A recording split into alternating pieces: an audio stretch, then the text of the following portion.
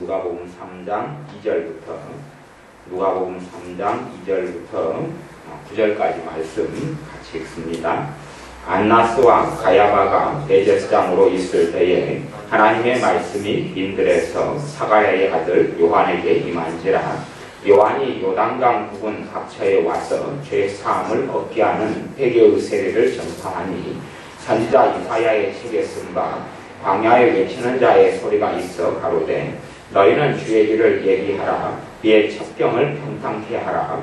모든 골짜기가 메워지고 모든 산과 작은 산이 낮아지고 굽은 것이 곧아지고 험한 길이 평탄하여질 것이요 모든 육체가 하나님의 구원하심을 보리라 함과 같으니라. 요한이 세례받으러 나오는 무리에게 이르되 독사의 자식들아 누가 너희를 가르쳐 장차올 진노를 피하라 하더냐. 그러므로 회개에 합당한 열매를 맺고 속으로 아브라함이 우리 조상이라 말하지 말라. 내가 너희에게 이르노니 하나님이 능히 이 돌들로도 아브라함의 자손이 되게 하시리라. 이미 도끼가 나무 뿌리에 모였으니 좋은 열매 맺지 아니하는 나무마다 지켜 불에 던지우리라. 아멘. 당시에 이스라엘의 상황, 당시에 주님이 오시는 타임에 하나님께서는 당시에 이스라엘에게 하나님의 사람 세례 요한을 보내셨습니다. 당시에 하나님의 백성이었던 이스라엘은 그 죄가 극심했습니다. 그 죄가 극심했다는 것은 주의 종들이었던 바리새인, 또 주의 종의 핵심이었던 대제사장, 가야바, 안나스 이런 사람들을 보게 되면 알 수가 있습니다. 지도자들의 타락은 곧 성도들의 타락, 교인들의 타락으로 이어집니다. 이 어려움의 때에 한반도가 어렵고 정세가 어려운데 또한 한국교회가 죄가 만연하고 극심할 때에 과연 우리가 어떻게 기도해야 하는지 그것을 오늘 말씀을 통해서 사실은 알 수가 있습니다. 어떻게 우리가 기도해야 할까? 어떻게 하나님께 구해야 할까 하는 것입니다. 3장 9절에 보면 이미 도끼가 나무 뿌리에 모였으니 좋은 열매 맺지 아니하는 나무마다 지켜 불에 던지우리라. 이미 도끼가 나무 뿌리에 모였다. 우리 한국 상황과 이럴 때는 좀 유사합니다. 도끼가 나무 뿌리에 모였다는 것은 하나님의 심판이 이스라엘에 대하여 작정되었다 그런 이야기이기도 합니다. 하나님의 심판이 이스라엘에게 작정되었다. 왜냐하면 주님께서 공생의 사역을 하시면서는 유대인을 대상으로 사역을 하셨습니다. 최종적인 기회를 주신 것이기도 하고 최종적인 사역이기도 합니다. 그리고 이스라엘 많은 사람들이 함께 돌아왔지만 전 세계의 사람들에 비하면 소수였고 그리고 결국은 복음은 이제는 이스라엘을 떠나서 유대인으로 향하게 되고 유대인이 이스라엘을 떠나서 이방인에게 향하게 되고 유대인 이스라엘의 시대가 끝나고 이방인의 시대로 돌입합니다. 그리고 교회는 사도행전의 역사를 추적해 보면 교회는 이제 이방인의 교회가 선민이 되고 맙니다. 그리고 이스라엘 민족은 선민에서 버림을 받았다라고 로마서에서 말씀합니다. 물론 하나님의 이스라엘에 대한 사랑은 그대로이기 때문에 성경에 이스라엘에 대한 많은 이야기가 지금 실제 중동에 있는 이스라엘을 가리키는 경우들이 많다 하는 것도 알고 있어야 되고 하나님의 또한 지금 바라심과 원하심은 이스라엘 백성, 지금 현재의 이스라엘이 하나님께 회개하고 돌아오기를 또한 하나님은 기다리고 고대하고 있다는 것도 사실입니다. 이렇게 타락할 때에 우리 주님께서 이스라엘에 오십니다. 이스라엘에 성육신하고 오시는데 주님께서 오실 때에 먼저 하나님께서 어떤 사람을 보내느냐 하면 하나님께서 세례 요한을 보내고 세례 요한을 이미 이사야에서부터 예언하고 있고 세례 요한을 보내서 주님의 첩경을 평탄케 하라는 사명을 가지고 보냅니다. 사람들은 세례 요한이 있었기 때문에 또한 세례 요한의 세례가 있었기 때문에 우리 주님을 메시아로서 맞을 준비가 많은 사람들이 되었습니다.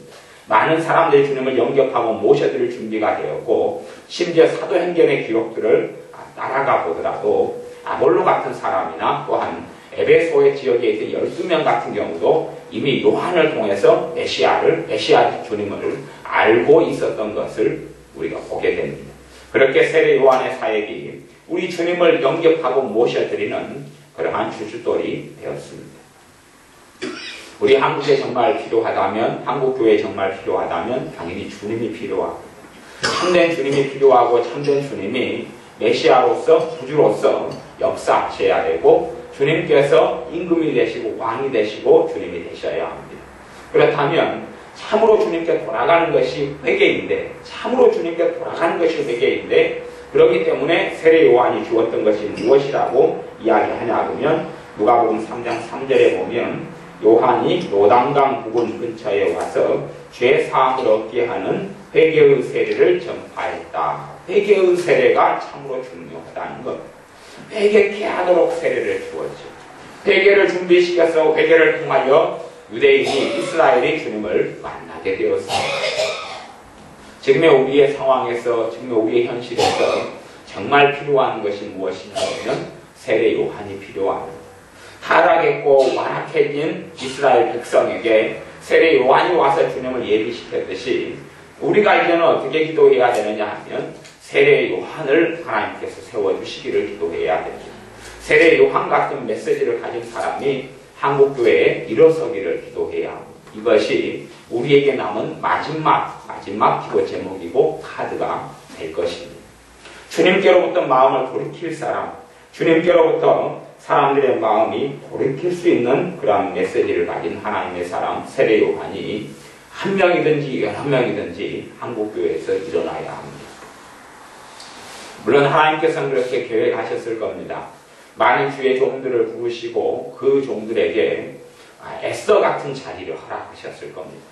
에스더같이 이스라엘 백성의 환란기 때 구원할 수 있는 통로로 에스더를 이방 나라의 가장 큰 이방 나라의 페르시아의 왕비로 하나님은 세우셨습니다. 그리고 에스더의 결심을 받으시기를 원하셨습니다.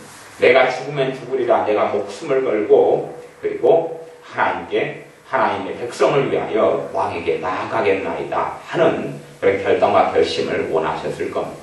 많은 사람들을 아주 비천한 자리에서 낮은 자리에서 이렇게 세우셔서 영광의 자리 높은 자리에 많이 세우셨을 겁니다. 그리고 그 사람들에게 너가 에스더처럼 또한 세례 요한처럼 그 메시지를 전하라.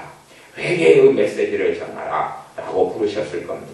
한국교회는 이대로는 안 된다. 한국교회 이대로는 소망이 없다. 하나님의 자녀들이 하나님을 영화롭게 하지 못한다. 한국교회는 성도한 거룩한 자들인데 거룩함이 없다. 한국교회가 거룩해 되어져야 하고 주님을 닮아야 하는데 주님을 닮은 것도 없고 거룩게 된 것도 없고 세상 사람과 똑같아. 그러니 너가 하나님의 회개의 메시지를 가지고 거룩의 메시지를 가지고 나아가서 한국교회를 깨워라. 그러려고 너에게 지금 왕비 같은 에스더 왕비 같은 높고 영화로운 자리를 허락했다. 너에게 대교의 목사의 자리를 허락했고 너가 베스트셀러 작가가 되게 했고 너가 한국교회 지금 발언권을 가질 수 있는 그런 중요한 자리, 총회장의 자리, 부총회장의 자리, 또 높은 자리에 세웠지 않느냐. 그러니 너가 이때에 회개의 메시지를 전파해라. 너가 이때에 외치는 소리가 되어져서 세례 요한의 사명을 감당해라. 그렇게 될 때에 회개를 통하여 다시금 주님께서 한국교회의 주님이 되실 수 있다 하고 주님께서 아마 말씀하셨을 겁니다. 그럼에도 이제 많은 사람들이 세례 요한의 사명을 감당하기보다는 자기의 길을 걸어갔습니다. 하나님의 길을 감당하기보다는 자기의 길을 걸어갔습니다. 이때에 하나님께 다시 우리는 기도해야 될 것이 진정한 세례 요한을 다시금 일으켜달라. 그래서 주님께서도 추수할 일꾼을 보내어 주소서라고 기도하도록 우리에게 요청하셨습니다. 우리도 이제는 추수할 사람, 회개케 할 수 있는 말씀의 통로를 달라고 기도해야 됩니다. 어려움에 대해 의식 있는 사람들은 한국교회가 회개해야 된다는 것을 인식하고 합니다. 우리가 회개해야 된다는 것을 인식하고 합니다만은 그리고 회개해야 될 기도 제목이나 회개해야 될 죄의 목록을 책으로 노트로 한 권을 다 쓴다고 할지라도 그것을 보고 정말로 회개 기도가 가능하느냐 할 때는 사실은 가능하지 않습니다. 지식으로는 동의되지만 우리의 가슴과 감정과 정서와 마음과 생각이 돌아설 수 있느냐 그러면 그렇게 되지 않습니다. 물론 조금은 도움이 될 것입니다. 또 어떤 사람에게는 많이 도움이 될지 모르겠습니다. 그 어떤 사람이란 성령님의 은혜의 역사가 강하게 있는 사람, 성령님의 역사, 충만하신 역사가 가지고 있는 사람은 회개의 제목들을 보고 회개할 때에 성령님께서 도우시기 때문에 진실한 회개가 가능할 겁니다. 근데 그런 사람은 몇 백에 하나, 많아야 100에 몇 그렇게밖에는 존재하지 않는 것이 우리 교회나 한국교회의 실정이 되어져 버리고 말았습니다. 어떤 사람이 일어나야 하느냐? 참으로 회개라는 것은 말씀이 없이는 회개가 가능하지 않습니다. 말씀이 없이는 회개가 가능하지 않아요. 참으로 회개할 말씀을 증거할 사람들을 이 땅 위에 하나님께서 일으켜 주시도록 기도하고 구해야 됩니다. 그러한 명성을 가진 사람, 그러한 이름을 가진 사람이 하나님께서 어려움에 대해 에스더 같은 사람을 세워놓았을 터인데 그러한 사람이 희생하고 헌신하고 그러한 사람이 하나님의 말씀을 들고 집회를 열고 나아가서 회개의 메시지를 세례 요한이 회개의 세례를 주었던 것처럼 그렇게 주님을 예비토록 해야 될 겁니다. 세례 요한은 오실 메시아를 예비했지만 이제는 지금의 메시지를 가진 사람은 오실 주님, 재림하실 주님, 조림의 주님이 아니라 재림의 주님을 예비토록 해야 합니다. 또한 무엇보다 이 한국을 심판하시는 하나님이 아니라 자비롭고 은혜를 베푸시는 하나님으로 만날 수 있도록 그렇게 메시지를 전파해야 될 것입니다. 그래서 이 세례 요한이 그런 메시지를 전합니다. 3장 7절부터 9절까지의 메시지가 세례 요한의 주된 메시지에 속합니다. 물론 이것보다 더 중요한 메시지는 우리 주님에 대해서 증거하는 것이었습니다. 이 회개를 전파하면서 주님에 대해서 증거하였는데 3장 7절부터 9절에 보면 요한이 세례받으러 나오는 무리에게 이르되 독사의 자식들아 누가 너희를 가르쳐 장차올 진노를 피하라 하더냐. 세례 요한에게 나름대로 하나님을 만나기 위하여 선지자의 메시지를 듣고 회개하기 위하여 나온 사람들에게 세례 요한이 독사의 자식들아 라고 외칩니다. 독사의 자식들아. 사막 지역이기 때문에 중동이 또 이스라엘이 있던 지역이 그런 지역이기 때문에 독사들은 굉장히 많습니다. 우리 한국으로 이야기하면 개들이 많지요. 그래서 한국말로 하면 정말로 심한 욕이 되어져 버립니다. 독사의 자식들아 하는 말이 우리나라 독사가 드물기 때문에 그냥 그저 그런 말이라 생각하지만 욕설을 했다 그렇게 생각하면 됩니다. 단지 그것이 그 사람들을 비난하고 욕하기 위한 것이 아니라 실제로 그 사람들의 현실상이 그렇다라고 이야기하는 겁니다. 우리가 친구에게 대해서 나쁜 놈하고 욕하면 내 마음을 당신이 감정을 상하겠구나 그런 욕이지만 여기선 진짜로 있는 그대로가 그렇다 그 말입니다. 있는 그대로가 독사의 자식으로 살고 있다는 현실을 이야기하는 것입니다. 그들을 비방하고 격화시키기 위한 그런 욕이 아니고 헐뜯기 위한 욕이 아니라 있는 그대로 너희가 지금 독사의 자식, 뱀의 자식, 마귀의 자식으로 살고 있고 너희가 지금 마귀의 자식이다 하는 이야기를 하고 있습니다. 우리는 아브라함의 자식이다, 우리는 하나님의 백성이다, 하나님의 자녀다라고 유대인들이 생각해 왔지만 세례 요한의 메시지를 들으러 오는 사람들에게 세례 요한은 성령님의 감동을 받아서 너희들은 하나님의 자식들이 아니라 마귀의 자식들이다 하고 외치고 있는 것입니다. 독사의 자식들아 누가 너희를 가르쳐 장차올 진노를 피하라 하더냐. 장차올 진노. 이스라엘은 멸망이 AD 70년에 멸망했습니다. 진노지요.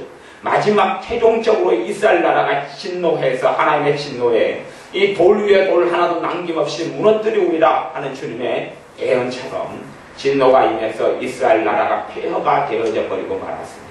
그나마 로마의 속국으로 식민지로 있던 그 나라가 이제는 나라의 흔적조차 찾을 수 없게 AD 70년에 무너졌습니다.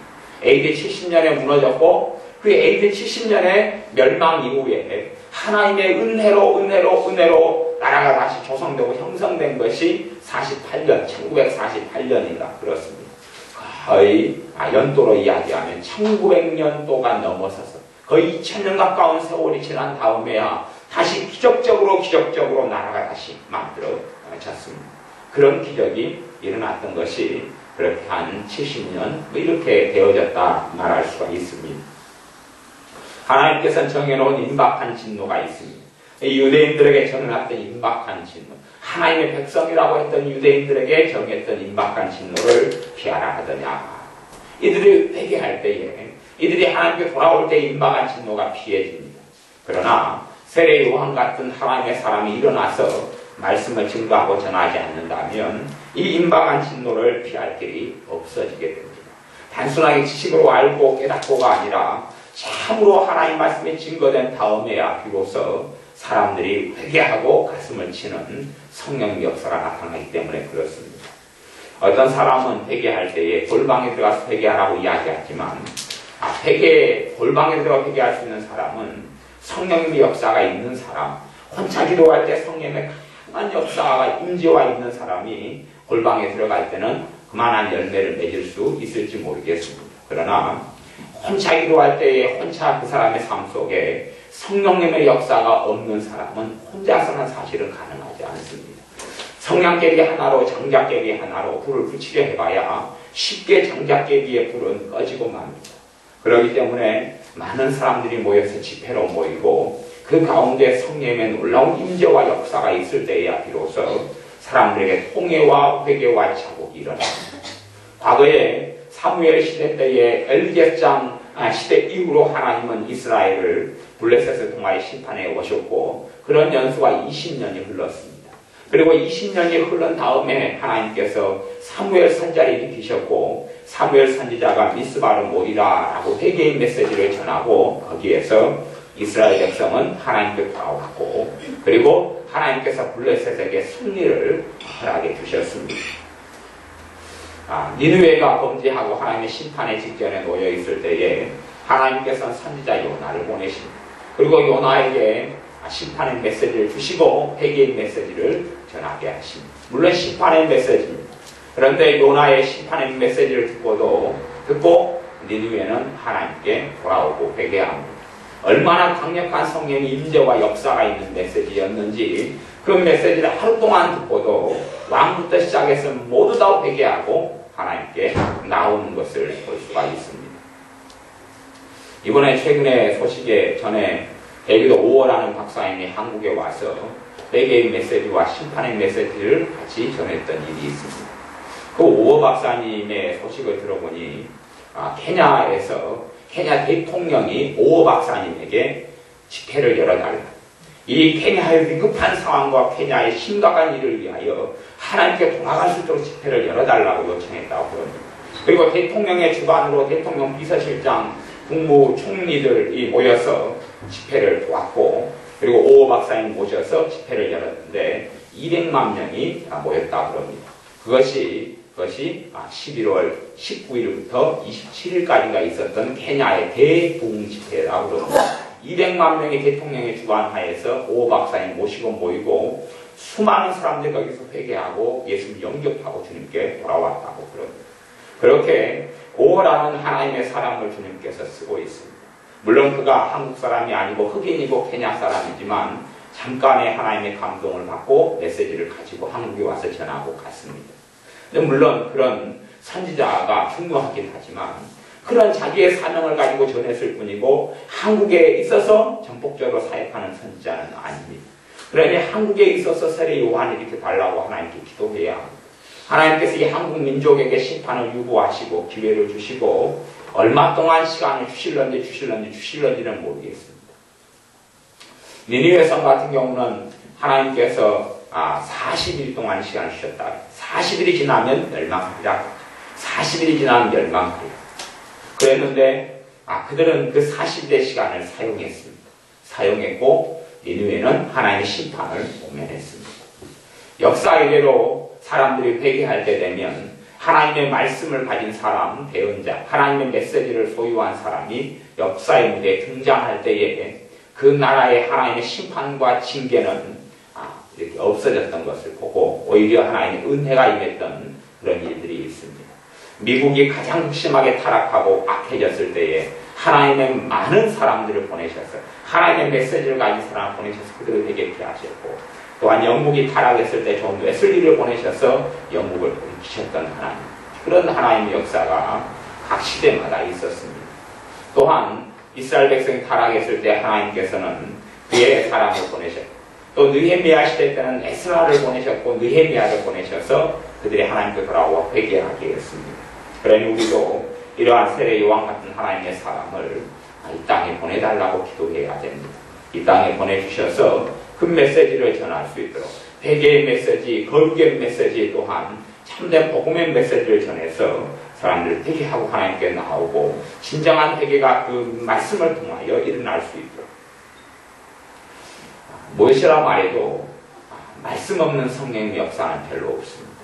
말씀을 통하여 성령이 역사하시고 말씀이 있을 때에 그 말씀을 통하여 성령님께서 각 신령들을 깨우시고 일깨우십니다. 그렇기 때문에 이러한 메시지를 가진 세례 요한 같은 사람을 일으키셔서 그러므로 8절에 보면 회개에 합당한 열매를 맺고 속으로 아브라함이 우리 조상이라 말하지 말라.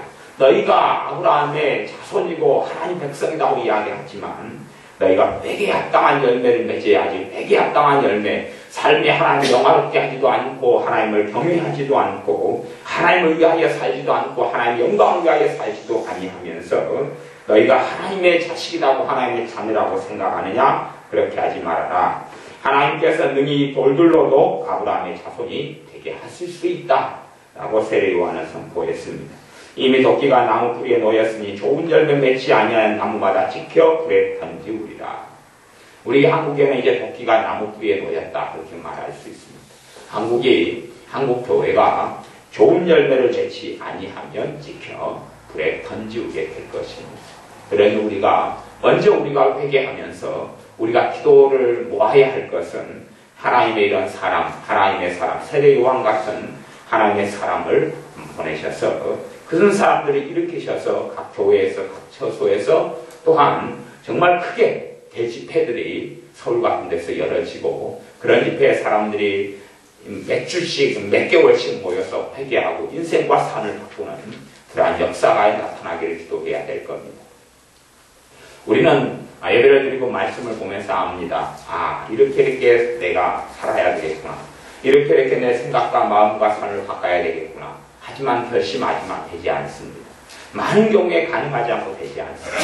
왜 그러냐 하면 성령님의 놀라운 임하심과 역사하심이 있을 때만이 내가 원하는 대로 내 삶이 바뀌어지게 됩니다. 내 능력이 아니라 성령님의 역사로 바뀌어지게 돼요.